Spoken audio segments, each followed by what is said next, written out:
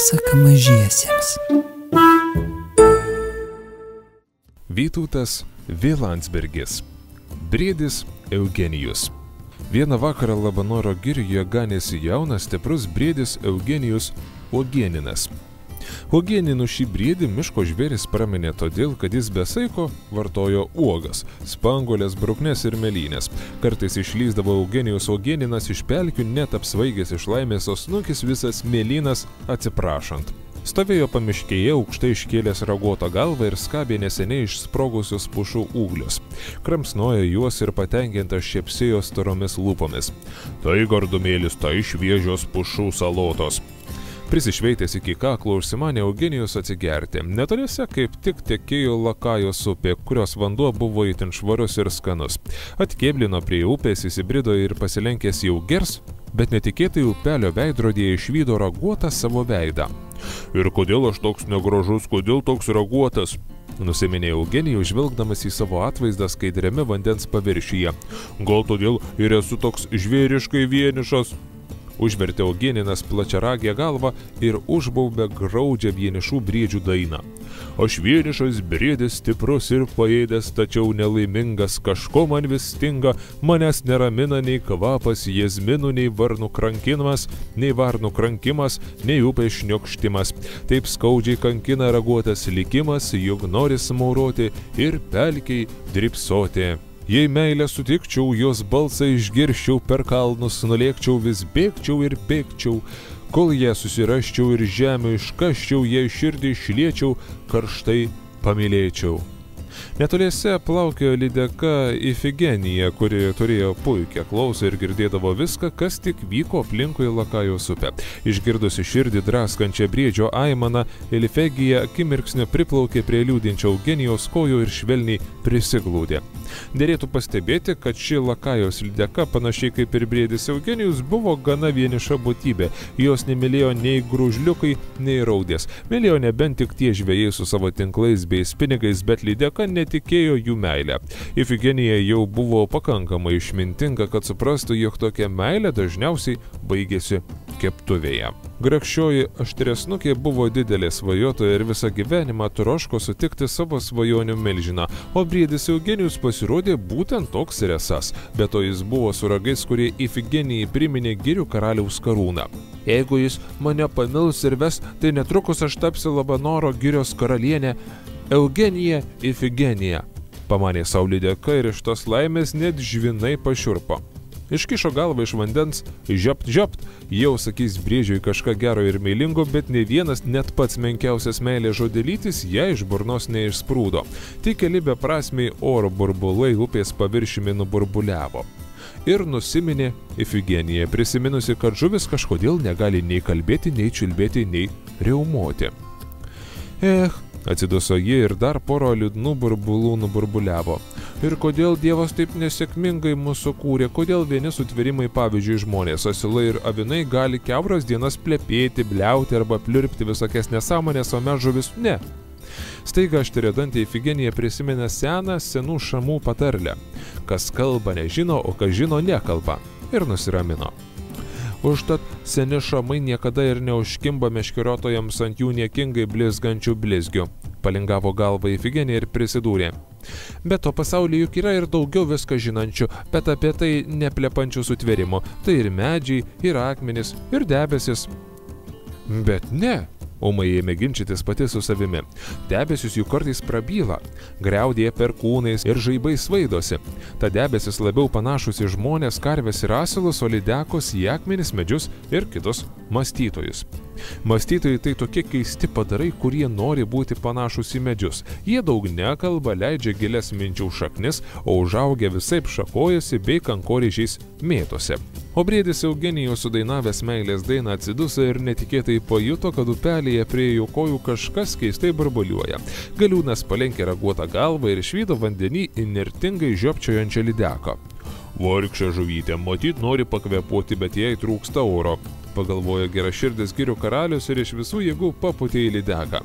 Pakilo smarkus uraganas ir lydeka galingo gūsio pagauta nuskriejo iki pat upės vidurio. Jis mane pastebėjo, briedis atkreipė mane savo žvėrišką dėmesį. Ifigenija net apsiašarojo iš laimės. Aistringai žiopčiodama jį vėl link Eugenijaus nusiyrė pakeliui svarstydama. Kaip čia gudriau pasielgti, kad jis manimi susižavėtų ir mane pamiltų? Ir nutarė lydeka savo svajonų briedžiui nusišypsoti. Iškišo snukį iš vandens ir plačiai išsivepė.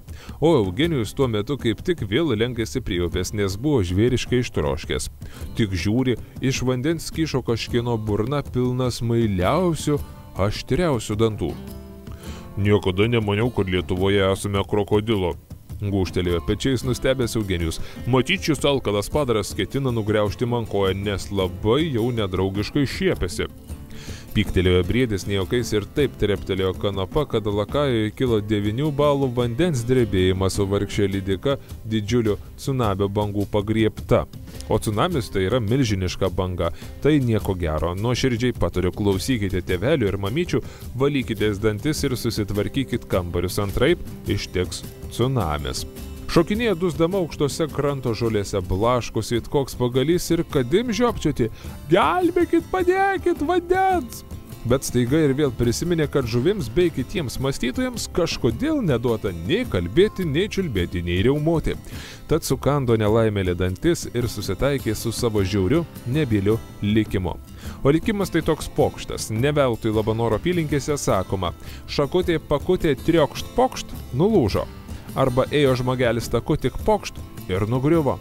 Šokinėja Ifigenija tyliai daužosi iš paskutiniųjų, tarsi kokia mirštanti gulbė, ir nelinksmai sau mąsto. Kas kalba nežino, kas žino nekalba, kas myli tas kenčia, kas nemyli tas nekenčia. O Eugenijus pamatęs ant lakajos krašto šokinėjantį krokodilą susidomėjo šiuo neįprastu gamtos reiškiniu. Atsargiai prisiliukino prie jo, tačiau tai išvydo tik graudžiai mirštančią lydeką, žvelgiančią į jį ašarų kupinomis akimis. Tai ką, miršti? Paklausė lydekos briedis. Lydeka nustojo šokinėti ir liūdnai palingavo galvą. Gal tau gyvenimas nebemielas? Suraukė ant akius Eugenijus. Ifigenija išsyk nutaisė tokį ilgesingą žvilgsnį, kad net aklas būtų supratęs, jo gyvenimas šiai žuviai mielas. Ir net labai. Kai jų dviejų žvilgsniai susitiko, Eugenijus ūmai suvokė, kad ši ilgesinga lydeka visiškai nemoka kvėpuoti gaiviu miško oru. Pasigailėjo geraširdį žvėris beprasmiškai žūstančio žuvies ir švelniai kanapa nurideno ją iki pat lakajos. O tada lengvu judesiu į sraunius upės vandenis nuspyrė. Įkvėpė Ifigenija pilnus plaučius gaivaus vandens, pliaukštelėjo uodegą porą kartų ir jo širdį užplūdo džiaugsmo banga. Jis jau 2 kartus mane pastebėjo, briedis 2 kartus mane atkreipė savo milžinišką dėmesį. 3 kartas nemeluos. Staiga lydekos veidą nutvieskė dar platesnė šypsena nei anksčiau. Jos kaulėta makaulė nušvietė netikėtą mintis. Jei negali jausmų išsakyti žodžiais, reikia parodyti ženklais. O meilės ženklų yra labai daug rūšių. Būna aukščiausios rūšies meilės ženklai, paskui 1 rūšies ir 2 rūšies ženkliukai, tarkim, gėlių dovanojimas, indų plovimas, eilėraščių rašymas, sugebėjimas atleisti, tai aukščiausios rūšies meilės ženklai. Pinigų mašinų dovanojimas 1 rūšies, o liežuvio ar špygos rodymas tai jau 2 rūšies meilės ženklas. Žaibo greitumu jį nuplaukė į ramiai lankėlę už posūkio, ten augo baltosios vandens lilijos, nuskynė vieną ir taip pat atgal prie girio karaliaus kojų sugrįžo. O liūdnasis briedis jau 3 kartą brido lakajos vandenin, ketindamas pagaliau ramiai atsigerti. Staiga žiūri, iš vandens kyšo nuostabaus skonio baltoji lelija. Čiupo ją dantimis, užsimerkė ir jau kramtys, bet jaučia, kad toji lelija keistai spurda. Nustebęs briedis atsimerkė ir mato. Kitame lelijos gale tabalvoja ta pati lydeka, kurią jis ką tik į upės vandenis nuspyrė. Aha, nedėkingoji, aš tau gyvybę išgelbėjau, o tu mano skaniausios lelijos gviešiesi. Supyko Eugenijus ir smarkiai papurtė lelijai visas puses. Lydeka dar bandė dantimis įsikibusi laikytis, bet kur tau. Netrukus jį ir vėl į upės vidurį pūkštelėjo, supratusi, kad ir 3 kartas melavo. Ir koks asilas pasakė, kad 3 kartas nemeluoja. Jei esi geras melagis, tai visi kartai gerai pasiseka. Viskuo nusivylusi, įsižeidusi Ifigenija nugrimzdo į lakajos dugną, įsikniso iš lamančias karotą žolės ir sustingo it koks mirkęs pernykštis pagalys. Lydeka Ifigenija turėjo dar vieną protingą įprotį, kurio irgi buvo išmokusi iš senų šamų. Jei gyvenime kas nors nesiseka, nereikia daryti skuboto ir nereikalingų judesių. Išmintingiausia yra sėsti ant dugno ir ramiai pralaukti, nes liūdnos mintis tarsi upės vanduo nuplaukia, nuraibuliuoja, tarsi jų nė nebuvo. Paskui susirado nulūžusi nendrės galą ir eilėmis ant smėlėtų upės dugno išliejo skausmingąją savo patirtį. Aš noriu mylėti, svajoti, kentėti, galbūt ištekėti, galbūt praturtėti. Man briedis patinka, jo žvilgsnis įsminga, man tiesiai į širdį, bet nieks to negirdi. Guliu savo nuliūdus prie dugno, prigludus, tik ašara rieda, man liūdna ir gėda. Sušlamštė Eugenijus gardžiąją liliją, pačepsėjo, apsilaižė ir užsimanė užgerti gaiviu Lakajos vandeniu. Įsibrido į sraunią upę, iki krūtinės pasilenkė ir jau gers, bet staigau pelio veidrodyje ir vėl išvydo savo raguotą veidą. Vėl tas pats asilos snukis su ragais. Pfiu, nusispjovė Eugenijus.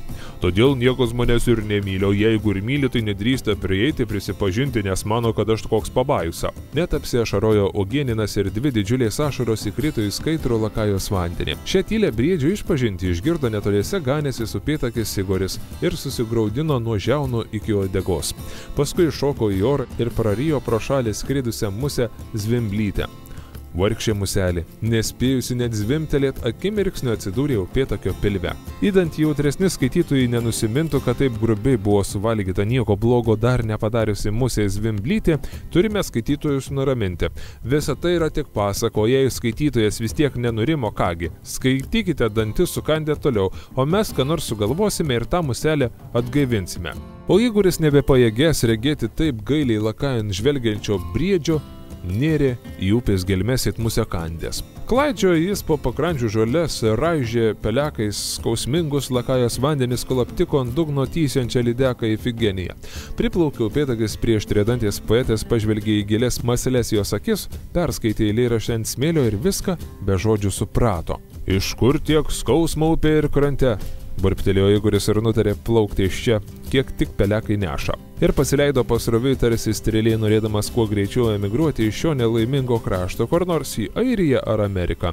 Ten anot praskrendančių ančių ganosi laimingi nusipenėję briedžio tvenkiniuose plaukė riebios aukso žuvės. Tokio ūmaus jausmo pagautas upėtakis nepastebėjo skersai upelį ištiesto tinklo ir stačia galva įpuolė į likimo spastus. Likimo spastai tai toks specialus likimo pagamintas įtaisas. Viename gale likimas padeda kokį nors sūrio arba aukso gabalą, o kitoje pusėje laukia pats, su plyta ir tinklu. Tad būkite budrus ir gudrus. Žiopčiojo Igoris tinkluose, blaškosi tarsi žioplas, karosas varto ašarotas akis kaip kokia isteriška aukšlė. Paskui susinervina kaip ešerys, pasimaisto kaip šamas, bet tik dar labiau tinkluose susivelia ir susipainioja. Senų šamų patarlė sako, kad jausmų ar minčių painiava žuvies viduje visada pasibaigia painiava žuvies išorėje. Jei tavo vidus ramus, nesupainiotas, tai ir į tinklus niekada nepakliūsi. Suprato dabar Igorėlis.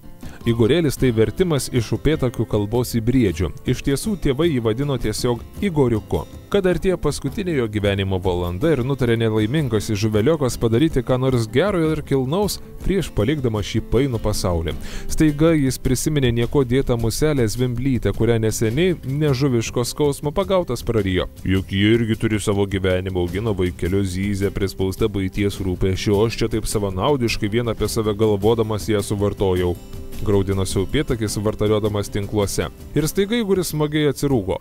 Stebuklas, iš jo pilvo tarsi kulka išlikė leisgyvė, dar nesuvirškinta Zvimblytė.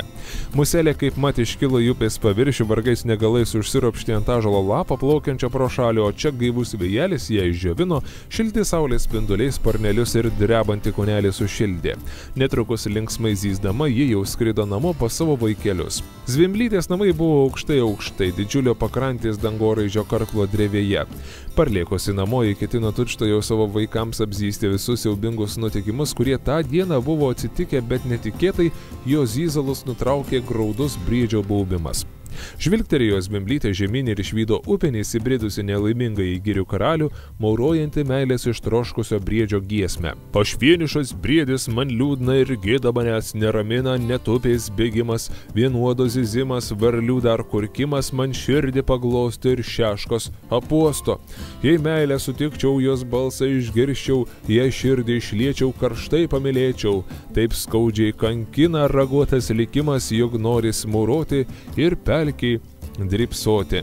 Ir nutarė Zvimblytė raguotojų žvėrį paguosti. Nudusgė iš aukštybių ir nutūpusi briedžių į ausį ėmė zurzenti gražiausias mūsų lopšines. Zuru, zuru, zurzinėlį kepė briedis, pyragėlį nešė jį, zurzutė marzinai meškutė.